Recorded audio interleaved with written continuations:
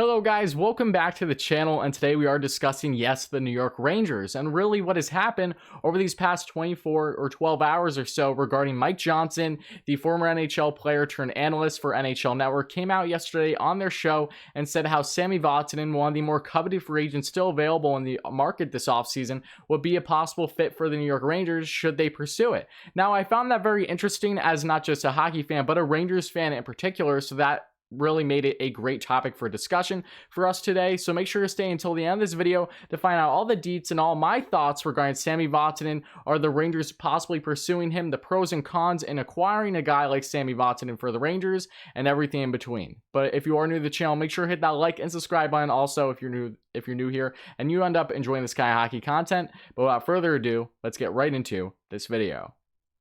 So the New York Rangers, as we all know, have had a very interesting offseason. They had a phenomenal draft with Alexi Lafreniere headlining that, the guy on the wall behind me in the frame. And overall, I love what they did in the draft for the most part. And this offseason, outside of that, when it came to free agency, a lot of Ranger fans are scratching their head, not liking what they're doing, not doing anything major. But I expected this, and I've touched on this in previous videos as well. So make sure to check them out because I have plenty of great Ranger content regarding my discussions with Statboy Steven as well, just from the other day, talking about how the Rangers have one of the brightest futures. But nonetheless, this Rangers team, how they stack up throughout this offseason and free agency hasn't been anything stellar. They've been making lower level signings between really bringing guys in to help the AHL, the farm, and obviously rounding out that bottom six and the bottom pair for defense, with the most notable guy being Jack Johnson, who I think most Ranger fans, if not all, can agree that was a very suspect signing to say the least. So the Rangers, they have roughly 11 mil in cap space, but in reality, it really is around 7 mil, as they have just under 4 mil that they will be cut from the bonus cushion penalty that they will be receiving because of these players, their bonuses that are coming up, all their top rookies for the most part in this roster. So really, the Rangers have around 7 mil that they're working with, and they still have to re-sign 2 coveted RFAs for the most part, and Brendan Lemieux, who surely looks like he'll be signed sooner than later, most likely a 2-year deal between 1.5 and 2 mil, but hopefully for the Rangers' sake, they can get him more around 1.5 because they need the cap space.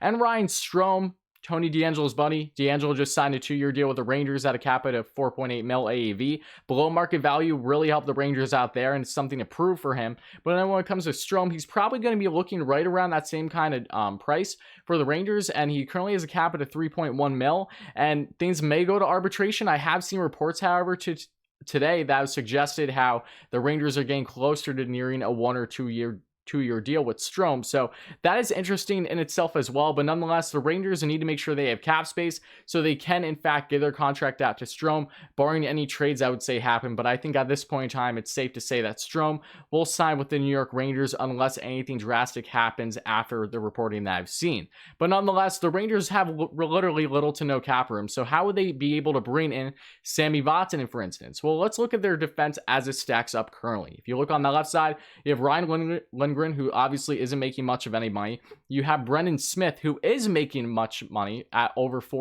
I think he has 4.35 mil that he's currently working with, so I'll touch on him in a second.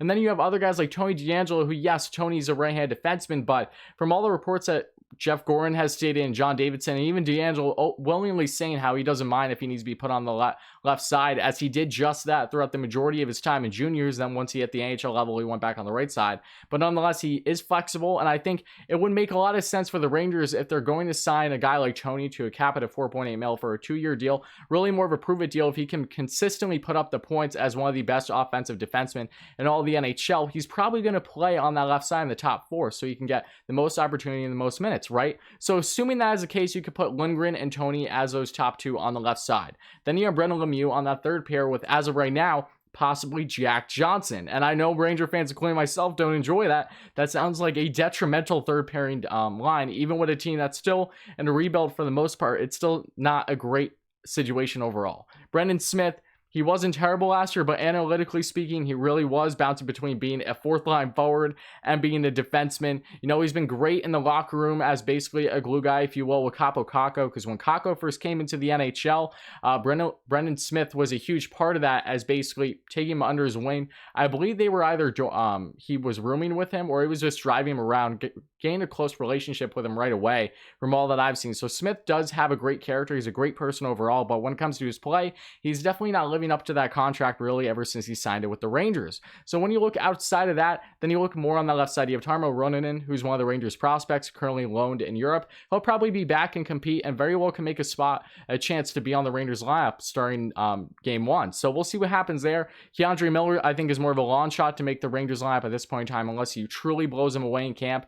And then Libor Hayek, I think for the most part, is going to stay a AHL mainstay unless, again, he does something different to prove otherwise and barring any injuries or trades per se. So Vatanen, the 29-year-old defenseman, how does he come into play? Does he make any sense for the Rangers? I'm thinking he does to an extent, but a lot of things need to happen really to bring him in, given that the fact that they really have no cap space with the RFAs that they're still dealing with at this point in time. Sami Vatanen, 29 years old, originally drafted in the 4th round by the Anaheim Ducks, was then traded in the season of the 2017-2018 year from the Ducks to the New Jersey Devils. That was a bigger trade at the time that brought Adam Henrique, the coveted Devil, to the Anaheim Ducks. So that was a big deal when it happened, but really has not lived up to the hype in a lot of ways, especially for the Devils, given Vatanen's lack of staying healthy year in and year out. Vatanen, at a current cap of $4.875 million, he's definitely not going to be making that in this year's free agent market, not just because of the flat cap, but because he's played a little to none over these past couple of years versus, say, being full-time. If you look at Vatanen in his career, he was a very up-and-coming puck-moving defenseman with a strong two-way game for Anaheim. Has career-high year for the Anaheim Ducks back in the 15-16 season, in which he racked up just under 40 points, 38 to be exact. Since then, Vatanen has never put up even 30 points in the NHL and has never played a full season in his entire career in the NHL. The most games he's had in a season was multiple seasons with just 71 games apiece. So still, he has been struggling with injuries throughout the entirety of his career, and this past season, in only 47 regular season games played with the Devils, he had 5 goals, 18 assists for 23 points. Analytically speaking, there isn't a lot there when it comes to his defensive game, but I will give him the benefit of the doubt in this sense. He was playing with the Devils team that is really subpar defensively as it is. His pairing on that left side has never been great for the most part, being with the New Jersey Devils, outside of the fact of playing with Damon Severson at times. But besides that, not a lot going there. He's a puck-moving defenseman, mostly a power play specialist at this point in time, which is more reason to suggest the Rangers shouldn't even bother. But here's the reason as to why it could work. If you look at him overall, he had 17 points the year prior, and yes, he was traded this past trade deadline to the Carolina Hurricanes. Same thing can be said with Brady Shea to the Hurricanes, as we all know. Vatanen didn't play a game with the Carolina Hurricanes for the remainder of the season, but he did have a strong playoff with them. He had 3 points in 7 games, gained some time as a power play quarterback, and really making some things happen. He wasn't bad in my opinion. Analytically speaking, he hasn't been fantastic, but Vatanen is a guy where if the Rangers can land him at, say, a 1-year deal, because I don't think it would be smart to do anything past that, as another filler, if you will, for 1 to 1.5 mil possibly, stretching it at 2, I think the Rangers would possibly consider that, but a lot of other factors need to happen. Because again, when you look at this Rangers team, they really need to make a trade in order to bring in a guy like Vatanen, and they really could have afforded Vatanen for the most part if they didn't sign Jack Johnson. So again, that Johnson is really leaving more of a bad impression before things have even started in his young career with, not young career, but his new start with the New York Rangers. And why am I blanking on his name? Jacques Martin, the new assistant for the New York Rangers, obviously from the Penguins, really vouched to bring him in as he played the past couple of years with the Pens before being bought out. John Davidson knows him from his time in Columbus as well. So that was really all that went in. It was politics in that sense of bringing him in because of his character and knowing the type player that he is. Really not so much because of his actual game or what statistics will show in analytics. So it's not a great situation there for the Rangers, but isn't the end all either, as this is just another filler. And Vatanen could come in as the third pairing right-hand defenseman, assuming Tony DeAngelo is put in that left side. I know that Mike Johnson touched on NHL Network yesterday and said how Vatanen could be on the left side. It wouldn't make much sense for the Rangers because if they're going to pay a guy like Tony DeAngelo roughly $5 million and they want to see what he can do at a consistent level, why wouldn't you have him play in that top 6? I don't think he would be another third pairing defenseman for the Rangers. Even if they really balance out those lines, I think we could see Tony on the left side more than likely to start the year, barring anything else that can possibly happen this offseason. But again, Vatanen is a guy, a strong puck moving defenseman, and if that could be the case where Jack Johnson is then, say, the 7th defenseman and sits in the box, then great. But I think a more realistic scenario for the Rangers would be trading Brendan Smith away because of that cap hit. If they can get someone to take on that cap hit, that full cap hit, might I add, and also whatever they have to give up to make it happen. The Rangers can afford to do that. They did the same thing really with salary dumping Mark Stahl to the Detroit Red Wings. I think that they could do a similar situation with Smith.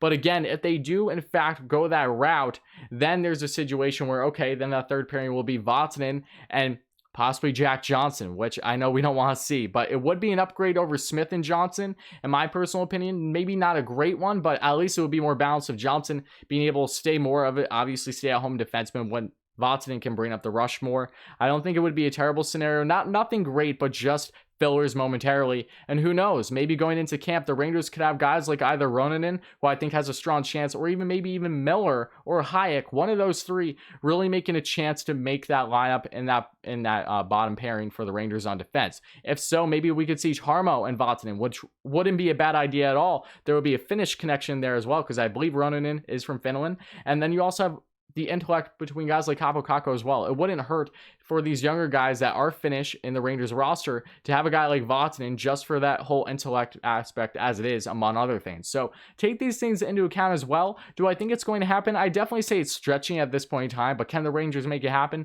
They absolutely can make it happen. And if that is something that Vatanen is interested in, going to a team that is going to be great offensively next year, his point production probably will go up. And even if he does deal with some injuries, the Rangers do have fillers defensively right now that they can use, and add in Anthony Potato for that matter on the left side defense as well. I didn't mention him previously, whether he's playing the AHL or seventh defenseman, he's another guy who will be a filler. So Rangers do have plenty of options in that bottom pair of defense, and Sami Vatanen would make things that much more interesting. Obviously, if Jack Johnson wasn't signed to begin with, I think the Rangers might be in a better position to bring him in. But regardless, if they do go for Vatanen, they would probably have to trade Smith, and then we can have a third pair that would look really solid. Even if it is Johnson, that will hurt quite a bit, but outside of that, if Johnson becomes, say, the seventh defenseman for the Rangers, it's possible. I'm not going to bank on it because I know that they're probably going to play him, but if he does become the seventh defenseman, then you bring in a guy like Tarmo Ronanen, I think that would be a very awesome third pair for the Rangers to see next season, as they are still in a developmental stage. They aren't pushing to be Stanley Cup contenders right away. These things take time, so don't bank on the Rangers going all in free agency for at least another year. And same thing can be said with doing anything drastic trade wise. I really thought that they would possibly trade Ryan Strome. It's not out of the realm of possibility yet, but from the latest reports we have seen, we can get an idea that yes, Ryan Strome may very well stay for at least 1 or 2 years. Probably more so 1, unless the Rangers really are able to give up more than what he's looking for on a 2-year deal. But we'll see what happens. But I want to know your thoughts, as always, Rangers fans and hockey fans overall. What are your thoughts on Mike Johnson throwing out this idea of Sami Vatanen landing in the Big Apple? I think there's a possibility. I think it wouldn't be a bad fit. I don't think it would be a great fit either. And again, it would be short-term, little to no risk. It's just a matter of, can the Rangers afford it? And is that something that they are actively pursuing? But take in all the factors I brought in for this video for you today to really suggest why it could work, the pros, and why it really wouldn't work, or say the cons of that situation. So let me know all your thoughts in the comments below, as always, guys, and thank you all so much. Hit that like and subscribe button if you ended up enjoying this kind of hockey content. We are so close to 2K subscribers, but I know we will get there sooner rather than later because you guys are all awesome. Make sure to check out my previous videos, especially starting the series I had on this channel regarding teams with the brightest future in all the NHL. And the first episode I did was with Statboy Steven regarding the New York Rangers, so make sure to check that out. And my latest one yesterday I did with John from Hot Take Hockey. That was awesome. Can't thank him enough again regarding the Toronto Maple Leafs. And I'll have plenty of other teams and other collaborations going forward as soon as Monday on this channel. So make sure to stay tuned for all that and all the other videos in between. Make sure to check them out once they are out, if they are an array. But thank you all so much, guys. It means a ton. And also, if you know graphic design by chance and you are interested in joining my contest, I am starting a contest. I started just over this past week for anyone who is willing to possibly design a logo for this channel, be the next actual logo on the channel. Send it to my email. I'll have that in the description down below. And whoever ends up winning over these next couple weeks, if I do get enough entries, whoever logo I pick to be the next one on the channel, I will give you guys a $25 Visa gift card. So there is some incentive to anyone interested in making a logo for the channel, but check that in the description down below should you be interested. But thank you all again, guys. Let me know your thoughts as always, and I'll be back real soon.